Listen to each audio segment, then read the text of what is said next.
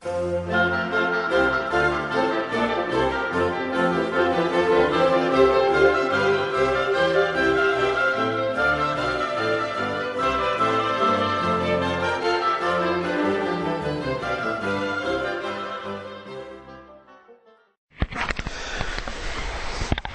de las advertencias más solemnes que salieron de los labios de nuestro Señor Jesucristo es la que encontramos en la lectura que hacíamos en la introducción en Mateo capítulo 7, de los versículos 21 al 23.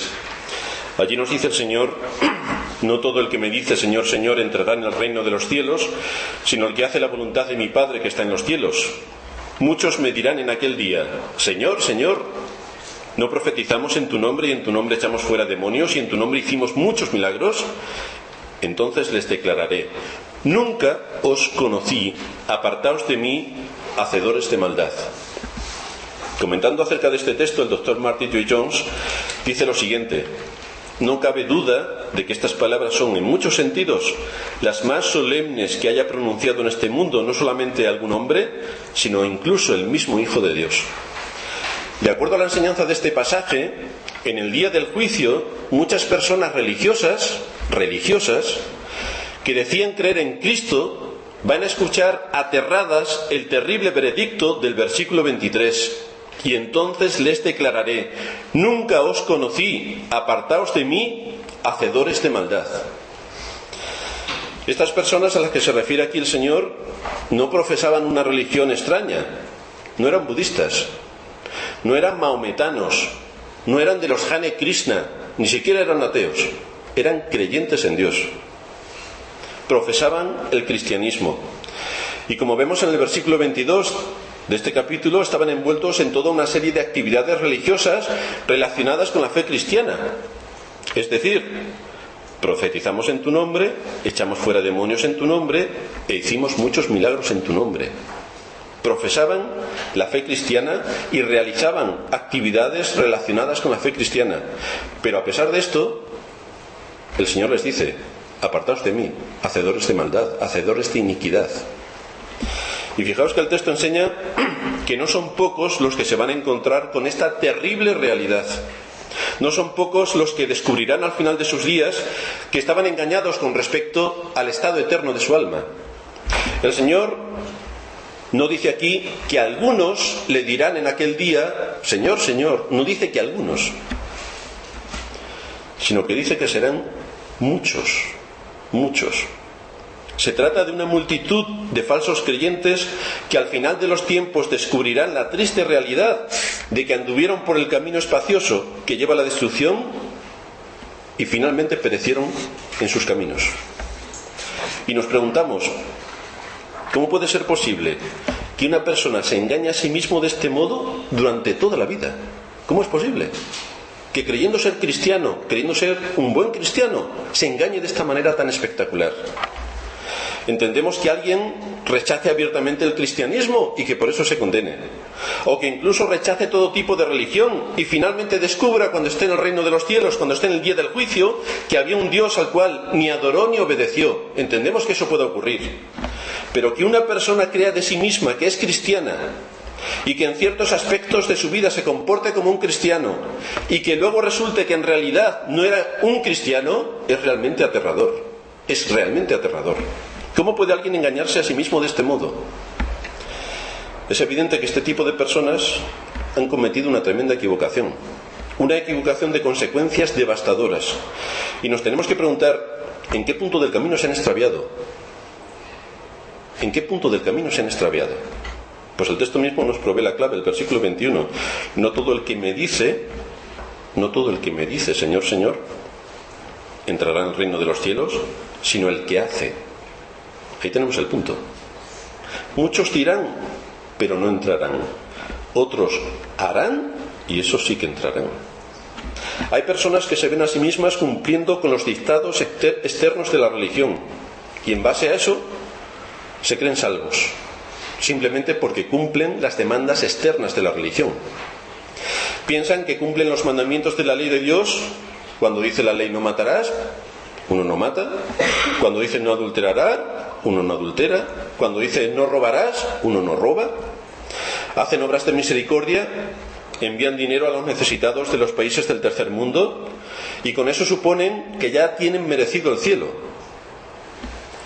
A esta clase de personas se les puede considerar legalistas. Creen que por sí mismos, por sus propios medios, pueden acceder a ser hijos de Dios, por sí mismos. Pero la Escritura enseña que Dios nos salva no por obras de justicia que nosotros hubiéramos hecho, sino por su misericordia.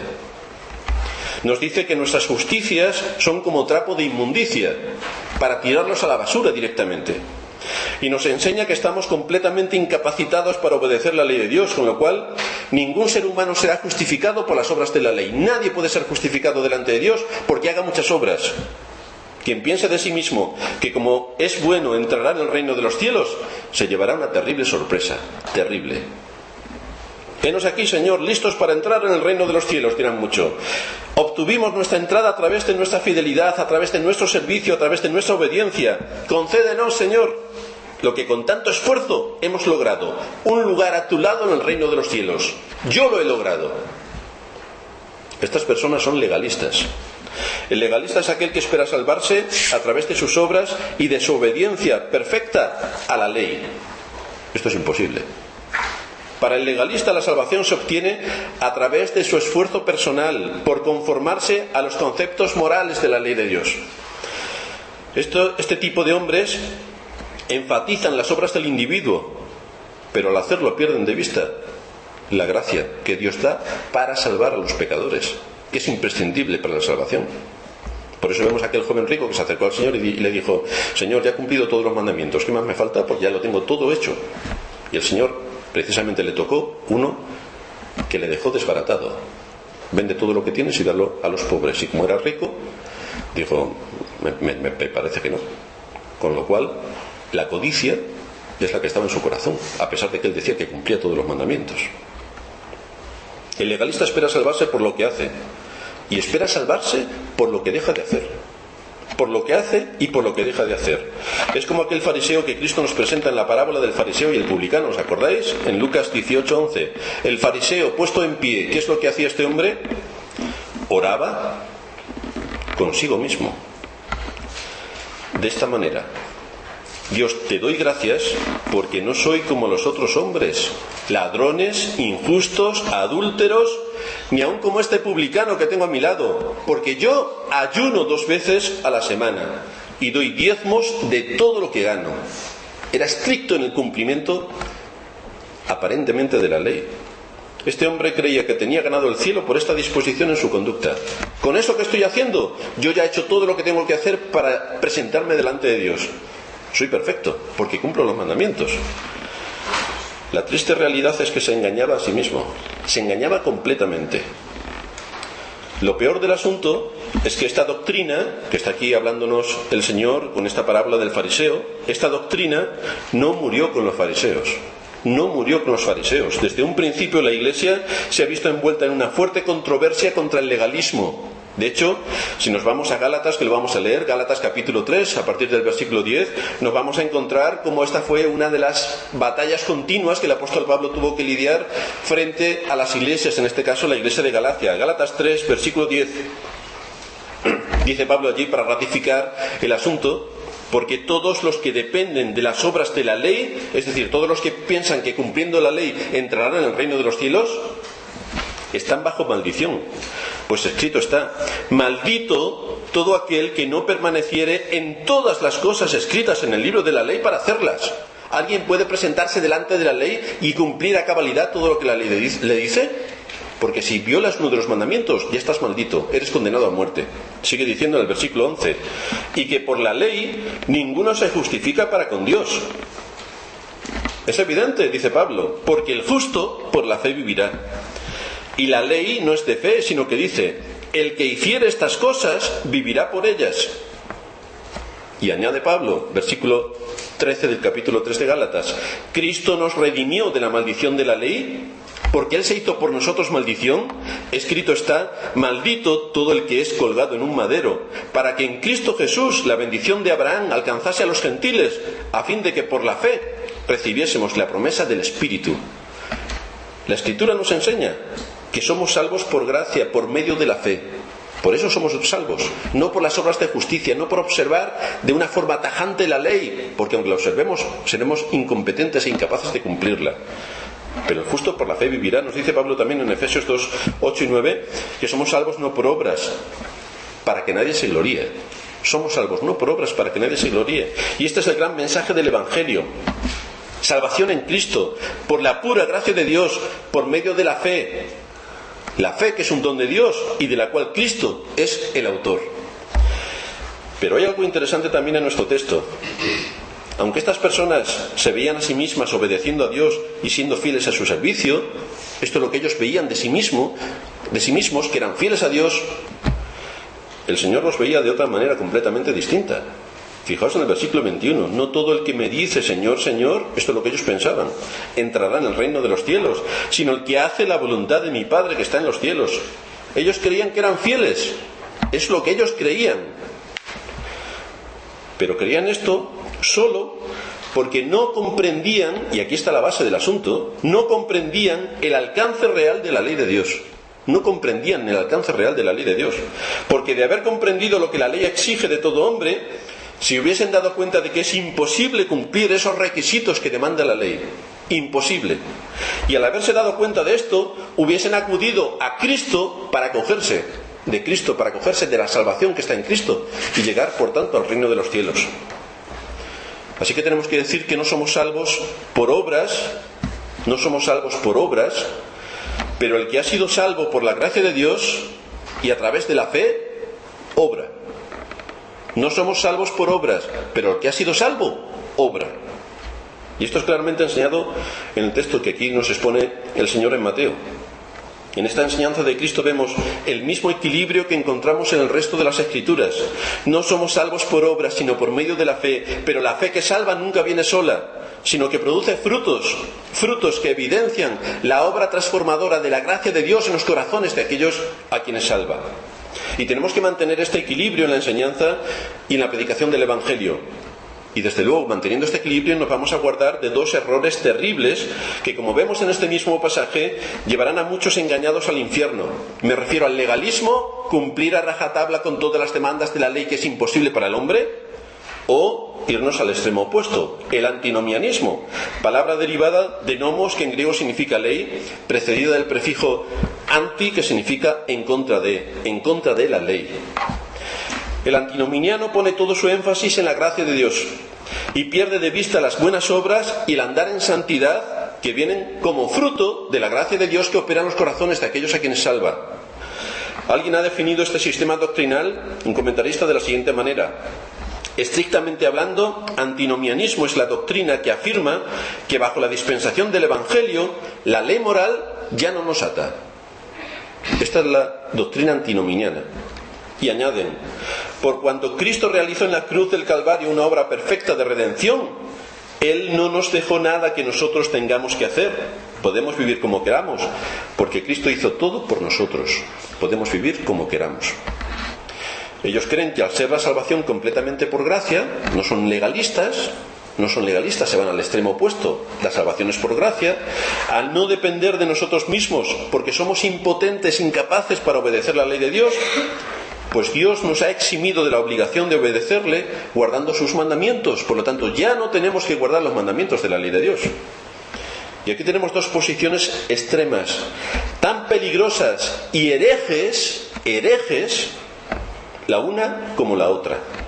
Mientras el legalista cree que será justificado por obedecer la ley y se podrá presentar tranquilamente en el reino de los cielos porque ha cumplido la ley, y creer esto en la práctica le lleva a la condenación, el antinominiano cree que al ser justificado por gracia no tiene ninguna obligación de obedecer la ley, y esto en la práctica le lleva también a la condenación, porque está violando todos los mandamientos de Dios que estrictamente la Escritura dice que tenemos que guardar y observar, aunque no los podamos cumplir. El legalista cree que se salvará por sus obras. El antinominiano cree que las obras no juegan ningún papel en su supuesto cristianismo. Y aunque los dos extremos son igualmente peligrosos, son herejes, pues vamos a centrar nuestra atención en el antinomianismo, porque esta herejía ha tomado una fuerza realmente insólita en estos últimos años y que afecta a muchos que profesan la fe cristiana. Y lo que vamos a hacer en esta mañana es tomar uno de los textos claves de los antinomianos para ver lo que este texto de verdad enseña. Y lo vamos a hacer como parte de nuestra introducción a los 10 mandamientos. No hacemos nada con pasar a considerar los 10 mandamientos si no tenemos la plena conciencia, de que esos mandamientos son obligatorios para nosotros hoy. Si no son obligatorios para nosotros hoy, ¿para qué los vamos a estudiar? Pero como pensamos, según la doctrina de la Escritura, que son obligatorios para nosotros, vamos a establecer las bases de por qué eso es así. Por lo tanto, vamos a responder en primer lugar a las objeciones que pueden levantarse contra un estudio como este, al afirmar, según entendemos que enseñan las Escrituras, que los 10 mandamientos están vigentes para nosotros. Y después nos vamos a dedicar con calma a considerar lo que Dios espera de cada uno de nosotros en el cumplimiento de los 10 mandamientos. Nos vamos a ir a Romanos capítulo 6 versículo 14 y allí vamos a encontrar la afirmación a la cual se acogen los antinomianos para exponer su doctrina y decir que no estamos bajo la ley, por lo tanto no tenemos que hacer absolutamente nada que tenga que ver con la ley. Romanos 6, 14: porque el pecado no se enseñoreará de vosotros, pues no estáis bajo la ley sino bajo la gracia. Y vamos a dividir nuestro estudio en 3 puntos. Vamos a ver en primer lugar lo que este texto no enseña. En segundo lugar, vamos a situarlo en su contexto. Y finalmente vamos a ver su enseñanza. Lo que este texto no enseña. ¿Qué es lo que no enseña? Como decíamos, este es uno de los textos favoritos de los antinomianos, a la vez que con otros pasajes del Nuevo Testamento que usan unas frases similares, un sentido similar. No estamos bajo la ley, sino bajo la gracia.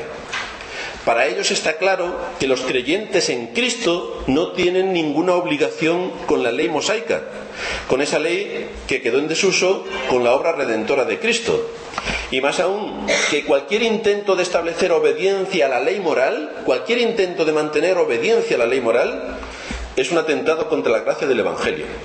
Ellos dicen: el estar bajo la gracia significa que no estamos bajo la ley. Por lo tanto, aquellos que se ponen bajo la ley están negando la gracia, están negando la esencia misma del Evangelio de Cristo. Ahora bien, ¿esto es lo que está enseñando este pasaje? Esto es lo que muchos dicen, pero ¿esto es lo que enseña el pasaje? Se está diciendo en este pasaje que los cristianos de hoy no tienen ninguna obligación de guardar la ley moral de Dios. ¿Es esto lo que está enseñando este pasaje?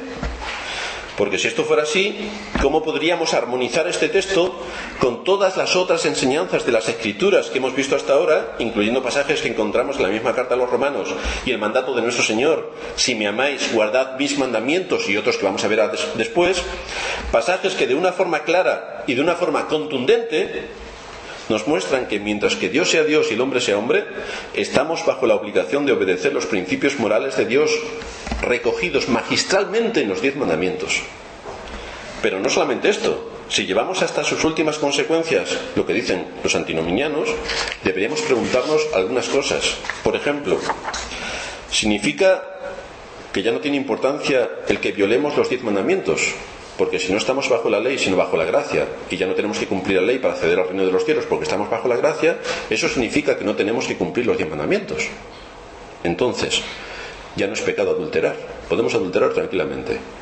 Ya no es pecado robar, podemos robar todo cuanto queramos. Ni es pecado mentir, ni es pecado cometer homicidio.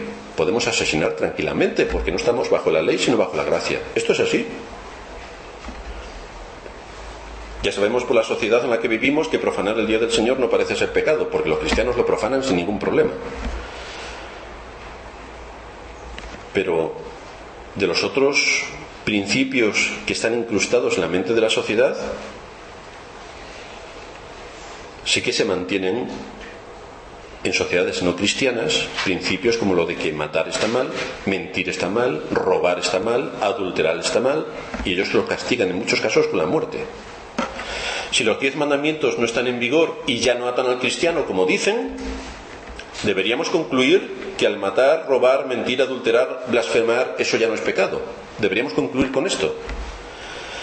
Esta interpretación de las palabras de Pablo tiene repercusiones muy serias, como podemos ver si llevamos al extremo lo que están diciendo los antinomianos. Si Pablo estaba enseñando aquí que la gracia de Dios anula la ley, debemos suponer, si esto es así, que un cambio enorme se ha producido en el mundo con la venida de Cristo, que no solamente afecta el gobierno de Dios sobre toda la creación, sino también el carácter de Dios.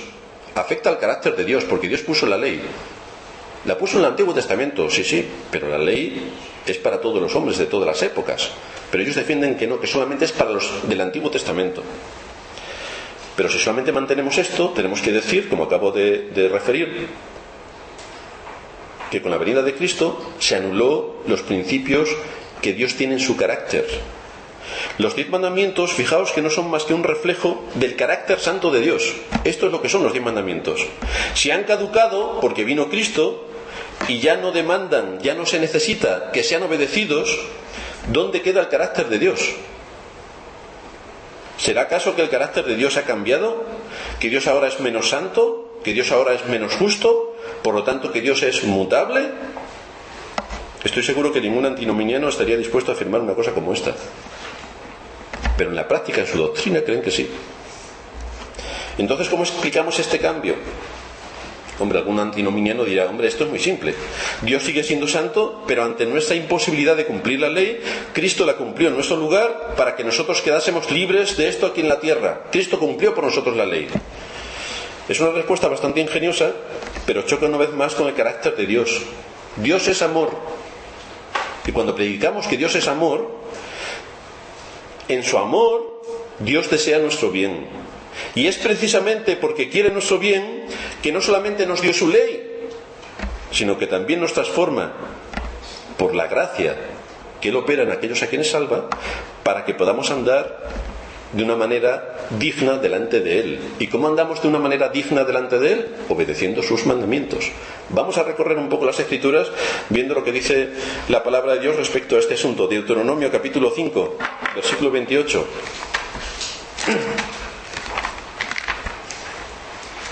¿Tenemos que cumplir la ley de Dios o no? Vamos a ver lo que nos dice el Antiguo Testamento. Deuteronomio 5, capítulo 5, versículos 28 y 29 nos dice allí el Señor: oyó Jehová la voz de vuestras palabras cuando me hablabais, y me dijo Jehová: he oído la voz y las palabras de este pueblo, que ellos se han hablado, bien está todo lo que se han dicho. ¿Quién diera que tuviesen tal corazón que me temiesen y guardasen todos los días todos mis mandamientos, para que a ellos y a sus hijos les fuese bien para siempre? Dios está aquí proclamando su bendición sobre aquellos que guardan sus mandamientos. Deuteronomio también, capítulo 6, versículo 24. Y nos mandó Jehová que cumplamos todos estos estatutos y que temamos a Jehová nuestro Dios, para que nos vaya bien todos los días y para que nos conserve la vida, como hasta hoy. Nuevamente una promesa de bendición para aquellos que guardan sus estatutos. Capítulo 10, versículos 12 y 13. Ahora pues, Israel, ¿qué pide Jehová tu Dios de ti? Sino que temas a Jehová tu Dios, que andes en todos sus caminos y que lo ames y sirvas a Jehová tu Dios con todo tu corazón y con toda tu alma, que guardes los mandamientos de Jehová y sus estatutos, que yo te prescribo hoy, para que tengas prosperidad. Nuevamente, bendición para el pueblo de Dios cuando guarda sus mandamientos.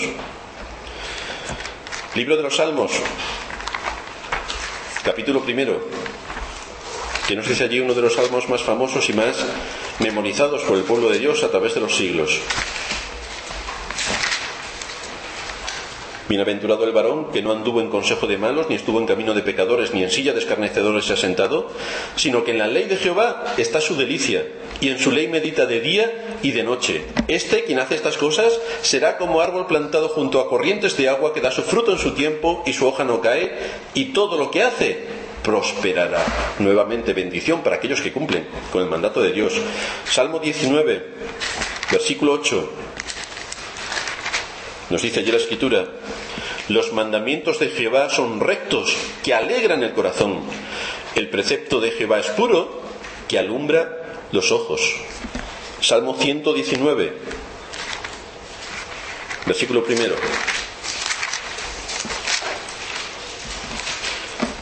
Bienaventurados los perfectos de camino, los que andan en la ley de Jehová.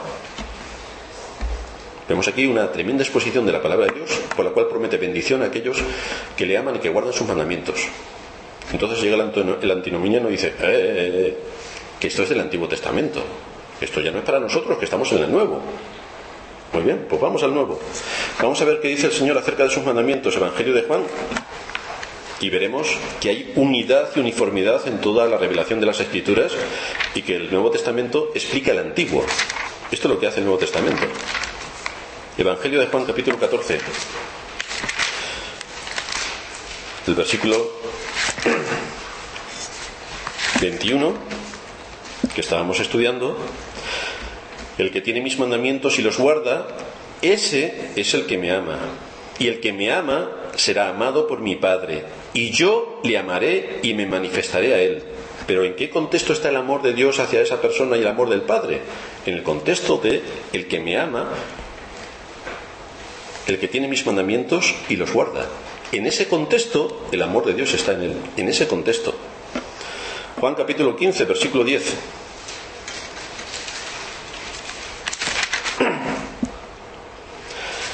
Si guardaréis mis mandamientos, permaneceréis en mi amor, así como yo he guardado los mandamientos de mi Padre y permanezco en su amor. El ejemplo que aquí está poniendo Cristo es su relación con el Padre. Y dice, esta misma relación y esta intimidad, si vosotros lo tenéis conmigo, en ese contexto, es porque guardáis mis mandamientos. Si guardáis mis mandamientos, estáis en mi amor. Primera de Corintios, capítulo 7, ha hablado el Señor. Ahora vamos a ver qué dice el apóstol Pablo. Primera de Corintios, capítulo 7, versículo 19.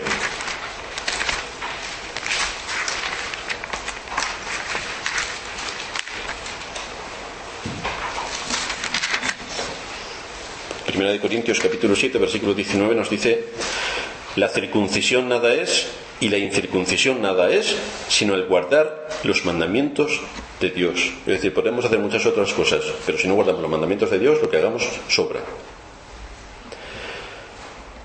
Primera de Juan capítulo 2 versículo 3. Aquí el apóstol Juan es extraordinariamente machacón con estos principios. Primera de Juan capítulo 2 versículo 3. Y en esto sabemos que nosotros le conocemos. ¿En qué lo sabemos? Si guardamos sus mandamientos. Versículo 4. El que dice yo le conozco y no guarda sus mandamientos, el tal es mentiroso y la verdad no está en él. No necesita mucha explicación el texto. Primera de Juan capítulo 3 versículo 22. Y cualquier cosa que pidiéremos la recibiremos de él, porque guardamos sus mandamientos y hacemos las cosas que son agradables delante de él. Y este es su mandamiento, que creamos en el nombre de su Hijo Jesucristo y nos amemos unos a otros como él nos ha amado. Y el que guarda sus mandamientos permanece en Dios y Dios en él, y en esto sabemos que él permanece en nosotros por el Espíritu que nos ha dado. Primera de Juan 5:2. En esto conocemos que amamos a los hijos de Dios, cuando amamos a Dios y guardamos sus mandamientos.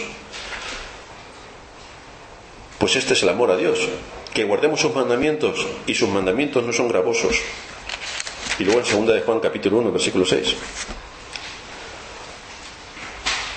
Y este es el amor, que andemos según sus mandamientos. Este es el mandamiento, que andéis en amor, como vosotros habéis oído desde el principio. Por eso el Señor, cuando hace el resumen de los mandamientos, dice: los mandamientos se resumen en dos: amarás a Dios sobre todas las cosas y a tu prójimo como a ti mismo. Este es el resumen de todos los mandamientos: el amor a Dios, el amor al prójimo. Y esto está basado en los mandamientos, en los 10. Así que no es solo para preservar su gloria y su santidad que Dios exige que su pueblo sea santo, es por el mismo bien de su pueblo. Dios sabe que el pecado es un engaño. El pecado promete mucho y finalmente no da nada, excepto frustración y dolor. Si Dios echara a un lado las demandas de su ley, ¿dónde iba a quedar su amor? ¿Dónde iba a quedar su bondad? ¿Dónde iba a quedar lo que Él manifestó al habernos dado la ley? ¿Dónde iba a quedar su carácter justo y santo? Podríamos decir que un padre ama a sus hijos si les da enseñanza, les da corrección y les instruye. Pero podríamos decir que un padre ama a sus hijos cuando ese padre no les da ninguna enseñanza, cuando no les da ninguna guía, cuando ese padre no procura que sus hijos vayan por un camino que él sabe que es el mejor para ellos. ¿Podemos decir que este padre es un buen padre? La Biblia dice que un padre que no corrige ni instruye a sus hijos está mostrando con ello que no los ama, sino que los aborrece. Y nos tenemos que preguntar, ¿es nuestro Dios ¿Es nuestro padre descuidado e irresponsable? ¿O es más bien un padre que desea lo mejor para sus hijos y que no solamente nos ha dado su ley, sino que también nos disciplina para que vivamos conforme a su ley? ¿Cuál de estos conceptos representan mejor a nuestro Padre Celestial? En la carta a los Hebreos, en el capítulo 12, de los versículos 5 al 11, encontraréis allí lo que el Señor está hablando acerca de la disciplina que aquellos a quienes Él ama aplica. Nuestro Dios no es un Padre irresponsable. Nuestro Dios disciplina a sus hijos para que anden en santidad. Y andar en santidad no es otra cosa que vivir a la luz del carácter moral de Dios. Y el carácter moral de Dios está reflejado en los 10 mandamientos, la ley de Dios. ¿Qué significa entonces Romanos 6,14? ¿En qué sentido no estamos bajo la ley sino bajo la gracia? Pues vamos ahora a nuestro segundo punto. ¿Cuál es el contexto de esta declaración que está haciendo aquí el apóstol? Siempre que vayamos a estudiar un pasaje de las Escrituras, una de las primeras cosas que tenemos que hacer es situar el texto en su contexto para ver qué quiere decir y no sacar ideas aisladas de lo que nos está exponiendo. Cuando un texto se aísla de su contexto, podemos hacerle decir cosas realmente alucinantes, cosas que no dice. Por ejemplo, la Biblia dice no hay Dios.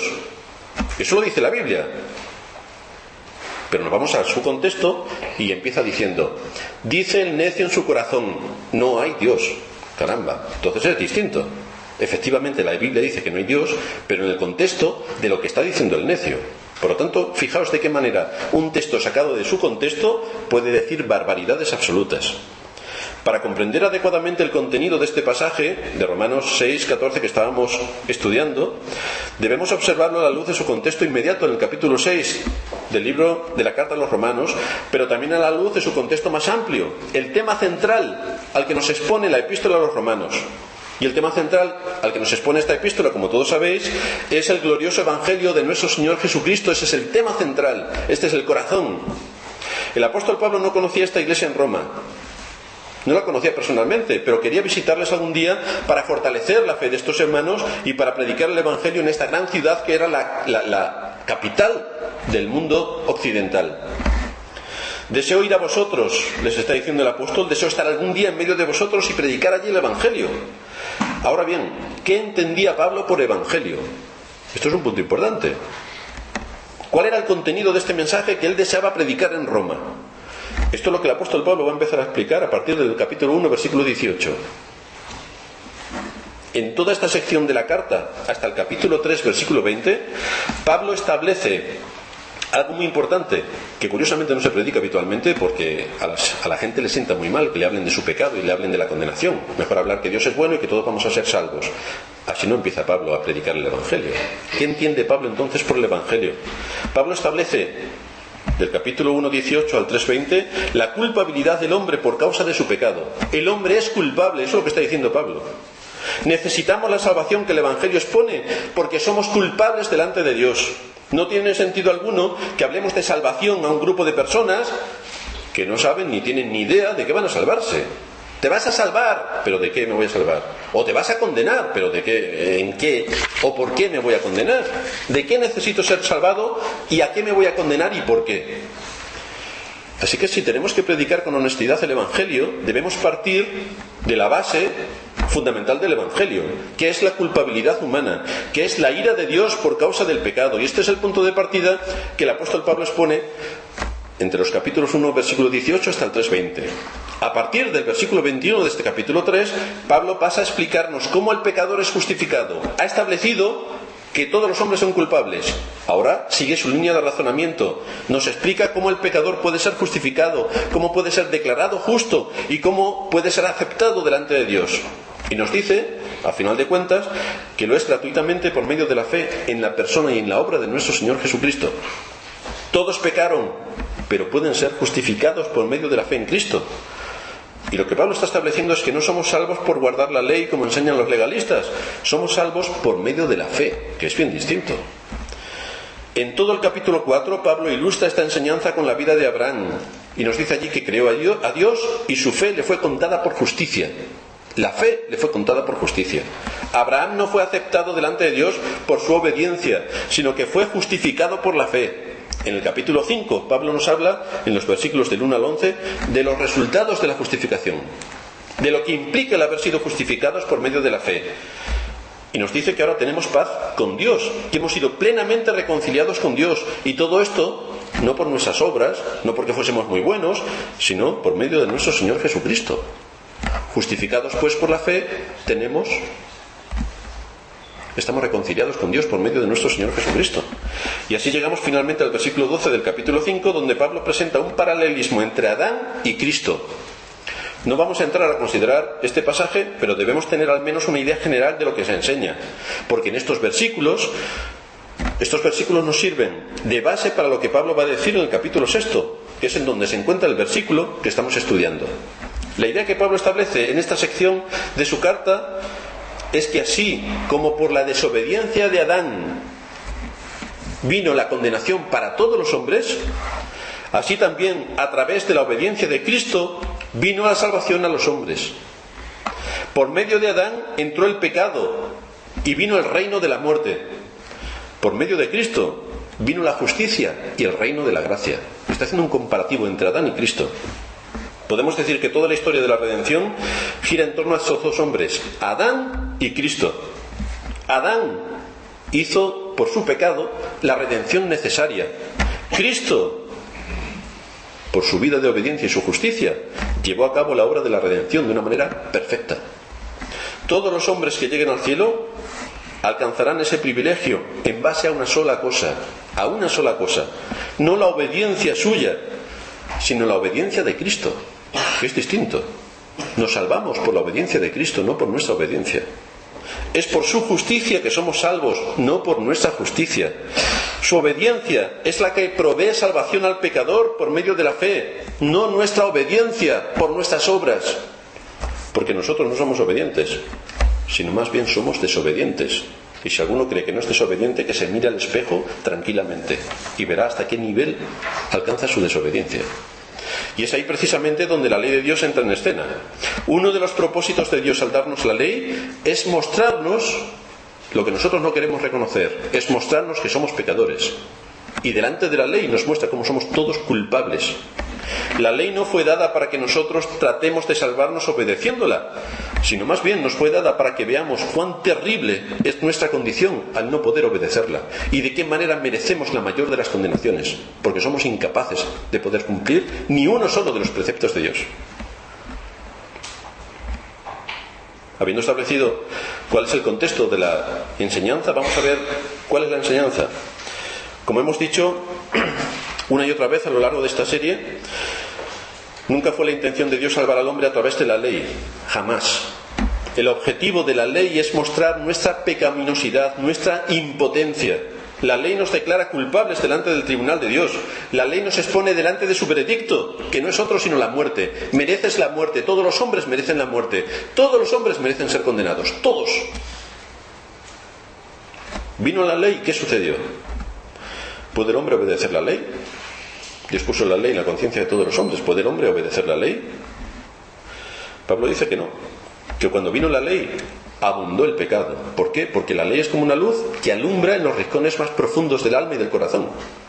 Y teniendo la ley empezamos a conocer cuál es nuestro corazón, empezamos a conocer cómo funciona y empezamos a ver cómo violamos del primero al último de los mandamientos, absolutamente todo.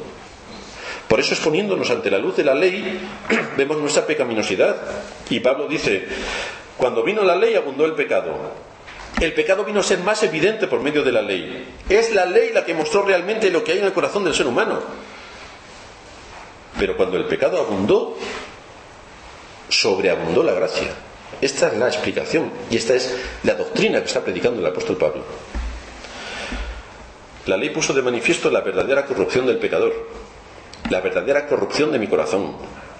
Así dice el escritor de los Hebreos en el capítulo 4, versículo 12, de qué manera lo que es la palabra de Dios a través de su ley, cómo entra dentro del corazón. Y dice allí el apóstol que la palabra de Dios es viva y eficaz y más cortante que toda espada de dos filos y penetra hasta partir el alma y el espíritu, las coyunturas y los tuétanos, y discierne los pensamientos y las intenciones del corazón, y no hay cosa creada que no sea manifestada en su presencia.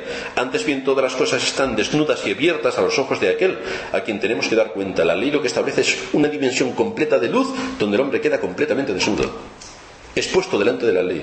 No hay nada que se pueda ocultar. Es la ley contenida en la palabra de Dios la que actúa descubriendo el pecado allí donde esté. Y ante esa ley no hay ninguna justificación. No es yo pensaba, yo creía, a mí me parecía, yo esto lo hice por... No hay ninguna justificación, no hay ninguna excusa. Sin embargo, como decía, donde abundó el pecado, sobreabundó la gracia. Dios no dejó al hombre solo. No lo dejó solo en su miseria y en su desolación. No lo dejó solo abocado a la terrible condenación que la ley le imputaba. Dios preparó un camino para que el pecador pudiera ser liberado de su situación de esclavitud. Y ese camino es por medio de la fe de Jesucristo. Solamente por la fe. Ni siquiera por la fe en Jesucristo, como lo traduce nuestra versión Reina Valera. Es por la fe de Jesucristo. Es por la fe que se nos imputa de Cristo a nosotros. Esto es lo que proclama el Evangelio. Su mensaje es una buena noticia, porque Evangelio significa buena noticia. Tenemos una buenísima noticia que exponer. Que los culpables y declarados delante de la ley de Dios culpables de muerte pueden ser liberados de esa situación. La ley te condena. Esto es lo que hace la ley. La ley te condena. Eres incapaz de cumplir la ley de tal manera que estás abocado a la muerte. Pero la buena noticia es que hay salvación. Dice el apóstol Pablo en 1 Tito 1:10 que esta salvación ha sido manifestada por la aparición de nuestro Salvador Jesucristo, el cual quitó la muerte y sacó a la luz la vida y la inmortalidad por el Evangelio. El Evangelio proclamado, la palabra de Dios proclamada, saca de la muerte la vida. Si algún día vas a llegar al cielo, no va a ser por tus méritos. Va a ser por confiar enteramente en la obediencia perfecta de Cristo. No en tu obediencia, en la obediencia perfecta de Cristo. No descanses en que eres buena persona para alcanzar el cielo. No descanses en eso, porque esa misma idea te va a llevar con absoluta seguridad a la condenación eterna. Solo en Cristo está la salvación de su pueblo. De hecho, su nombre Jesús significa salvará a su pueblo de sus pecados. Y en cuanto a los creyentes, tenemos que decir que no encontramos en las Escrituras ningún eximente para dejar de obedecer la ley de Dios, sino más bien encontramos cómo se nos enseña continuamente, cómo se nos obliga a amarla y a cumplirla. ¿Cómo podemos decir que somos hijos de Dios si no vivimos de acuerdo a sus mandamientos? ¿Cómo podemos dar un testimonio en el mundo en el que vivimos si no guardamos los mandamientos de Dios? ¿Cuál es el testimonio que podemos dar en medio de nuestra generación si no andamos de acuerdo a su voluntad revelada? ¿Cómo manifestaremos el carácter de Dios en nosotros cuando nos dice, sed santos porque yo soy santo, si tenemos en poco sus mandamientos? Seguiremos profundizando en los siguientes sermones acerca de este asunto para ver todas las implicaciones que conlleva el vivir de acuerdo a la voluntad revelada de Dios y cómo afecta evidentemente a los 10 mandamientos que estamos exponiendo. Vamos a terminar en oración.